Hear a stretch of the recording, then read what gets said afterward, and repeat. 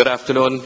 I am pleased to call to order this joint meeting of the Permanent Council and Subsidy, convened to consider the items in the order of business document CP/OD.1717/09.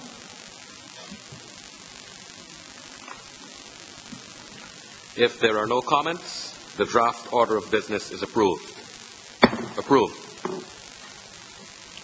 I am pleased to welcome Ambassador Luis Alfonso Hoyos, Permanent Representative of Colombia and Vice Chair of Subsidy, who will co-chair this joint session with me.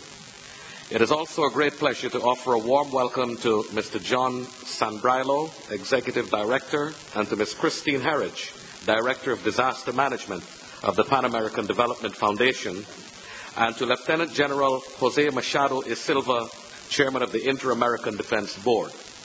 I would also like to recognize Dr. Jean-Luc Poncelet, Manager of Emergency Preparedness and Disaster Relief of PAHO, who is also with us today.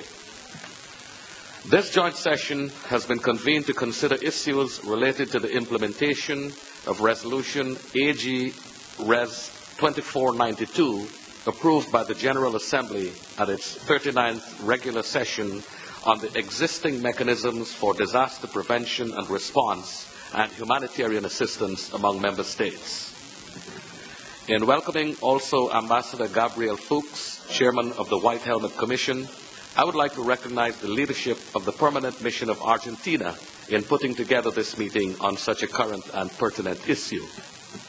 In this regard, the General Assembly, acknowledging the concern of member states regarding the scale and consequences of natural and man-made disasters, which demonstrate the need to prevent their impact and, when necessary, to provide a rapid and coordinated humanitarian response, decided, among other steps, that the Permanent Council and the Inter-American Council for Integral Development convene a meeting to begin the process of joint assessment of existing legislative and coordination mechanisms in the natural disaster and humanitarian assistance areas, which takes into account coordination efforts that can be made by the organization.